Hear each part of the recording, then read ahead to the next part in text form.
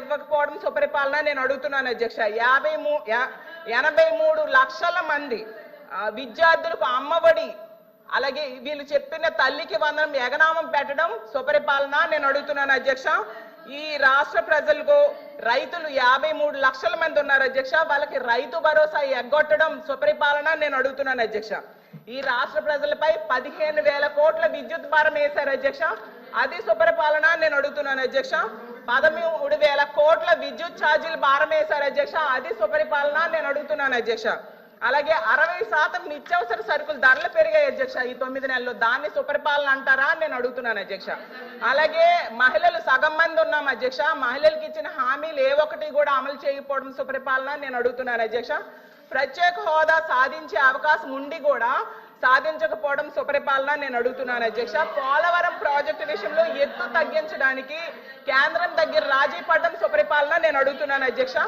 ఎంత దారుణంగా ప్రజలను ఇబ్బందులు పెట్టి మోసం చేస్తూ తమ పరిపాలన సుపరిపాలన అని చెప్పుకోవడం ఎంతవరకు సమంజసమని ఫైనల్ గా నేను అడుగుతున్నాను అధ్యక్ష. అలాగే ఉద్యోగాల కోసం గవర్నర్ గారు చెప్పారు అధ్యక్ష, 9 నెలల్లో 4 లక్షల మంది యువతకు ఉద్యోగాలు ఇచ్చేసామని చెప్పారు అధ్యక్ష. ఎందుకంటే కల్పించబడినవి అన్నారు, అసలు ఏ శాఖలో కల్పించారు, ఏ కంపెనీల్లో ఇచ్చారు, ఎక్కడ ఇచ్చారో తెలియజేయాల్సిందిగా అడుగుతున్నాను అధ్యక్ష. ఎందుకంటే పరిశ్రమలు గ్రౌండ్ అవ్వకుండానే ఉద్యోగాలు ఇచ్చేసారని ఎలా చెప్తారు అధ్యక్ష? 4 లక్షలు కాదు అధ్యక్ష, 9 నెలల్లో 4 ఉద్యోగాలు కూడా ఇవ్వలేదు అధ్యక్ష.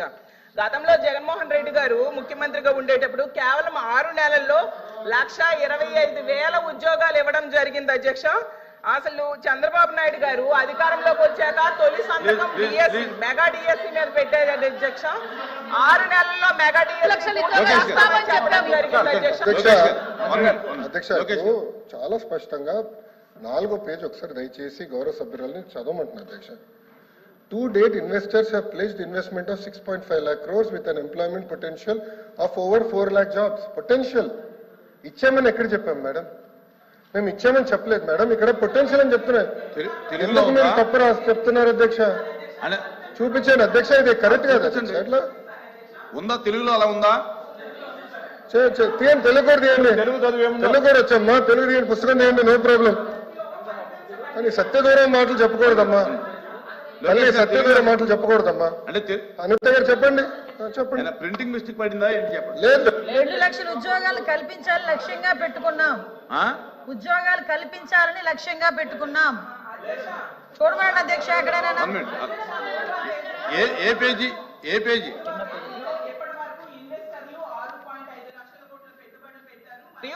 4 లక్షల మందికి ఉపాధి అవకాశాలు కల్పించబడినది స్పష్టంగా రాసుంది అధ్యక్ష. నేను అదే చెప్పాను అధ్యక్ష. నేను కంటిన్యూ చేస్తాను అధ్యక్ష. అలాగే చంద్రబాబు నాయుడు గారు మళ్ళీ చెప్తున్నాను, ప్రభుత్వం చాలా స్పష్టంగా చెప్పనండి నేను చదువుతున్నాను మేడం, ఇది గవర్నర్ ప్రసంగమే మేడం. Page number 4. గురుగారు దళితులపైన ఎవరు దాడి చేశారు అందరూ తెలుసండి. కూర్చోండి ఫ్రెండ్, కూర్చోండి. కోర్టుకి వెళ్ళారు మీరు, కూర్చోండి. సార్ మాటలు పెద్ద చెప్పాల్సిన అవసరం లేదు ఇక్కడ. మీకు సంబంధం లేని సబ్జెక్ట్ ఇది, మీకు సంబంధం లేని సబ్జెక్ట్ ఇది. మేడం గారితో నేను మాట్లాడుతున్నా, నేను మేడం గారితో చర్చిస్తున్నా. దళితుల పైన మీరు దాడి చేసి దళితులు గుండు కొట్టించిన వ్యక్తి మీరు మారుతారా?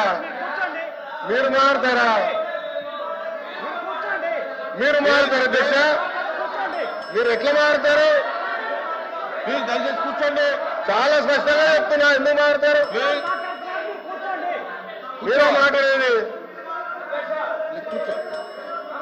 మీరు ఒక ఎత్తు, ఇంకొక ఆయనేమో డైరెక్ట్ గా సవాన్ని డోర్ డెలివరీ చేశారు. అలాంటి వాళ్ళు కౌన్సిల్ ఉన్నారు, ఇంకో సభ్యుడేమో డోర్ డెలివరీ కూడా చేశారు. అవసరం లేదు మాట్లాడేది. హలో బ్రదర్, కోర్టుకెళ్ళింది మీరు. లోకేష్ గారు ఫ్యాక్ట్ చెప్తున్నా, ఇక్కడ చాలా స్పష్టంగా అధ్యక్ష, ఇక్కడ చాలా స్పష్టంగా మళ్ళీ చెప్తున్నా అధ్యక్ష నా దగ్గర ఇంగ్లీష్ ఉంది, నేను చదువుతున్నాను. మళ్ళీ చెప్తున్నా, to date investors of plus investment. అరే ఇంగ్లీష్ మీడియం అని పొద్దు నుంచి ఉదరగొట్టారు, ఇంగ్లీష్ మీడియంలో చెప్తున్నారా పై మీ సభ్యుడు లేరు ఇంగ్లీష్ మీడియం గురించి ఊదరగొట్టారు కదా పొద్దున, మళ్ళీ ఇంగ్లీష్ మీడియం చదవలేరా? పొద్దున ఇంగ్లీష్ మీడియం అన్నారు. అరే ఇంగ్లీష్ లో చెప్తే భయపడతారు, ఏ భాషలో చెప్పాలి బాబాయ్? గవర్నర్ గారు చదివింది ఇంగ్లీష్ లో, మీరందరూ బైకాట్ చేయకుండా కూర్చుని ఉంటే బాగుండేది. అరే అది కాదు భయ, ఇంగ్లీష్ మీడియం చదవకూడదా?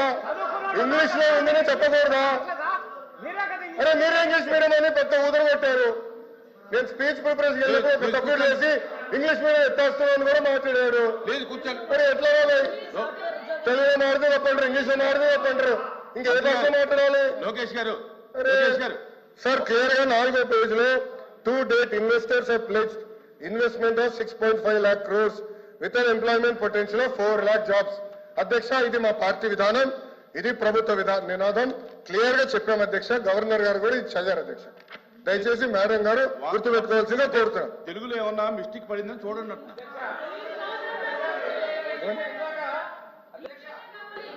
ఇందాక సభ్యులు మాట్లాడి ఇంగ్లీష్ మీడియం తెలుగు మీడియం కించపరిచారు అధ్యక్ష.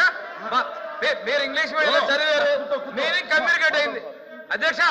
బుక్ లో రీడౌట్ చేసిన తర్వాత మెసేజ్ కమ్యూనికేట్ అయింది అధ్యక్ష. మెసేజ్ కమ్యూనికేట్ అయింది, వాళ్ళు ఇంగ్లీష్ మీడియం గురించి మాట్లాడారు. ఇందులో ఒకవేళ ప్రింటింగ్ మిస్టేక్ ఉంటే ఉండొచ్చు, ఆయన క్లియర్ గా చెప్పారు. చెప్పారు కదా అధ్యక్ష. గవర్నర్ గారు ఏం చదివారు ఇంగ్లీష్ లో? గవర్నర్ గారు ఇంగ్లీష్ లో చదివిందని వాళ్ళు ఇంగ్లీష్ అడిగారు కాబట్టి మా మంత్రి గారు ఇంగ్లీష్ లో చెప్పారు. కల్పన జయంగా ఈ ప్రభుత్వం పనిచేస్తుంది.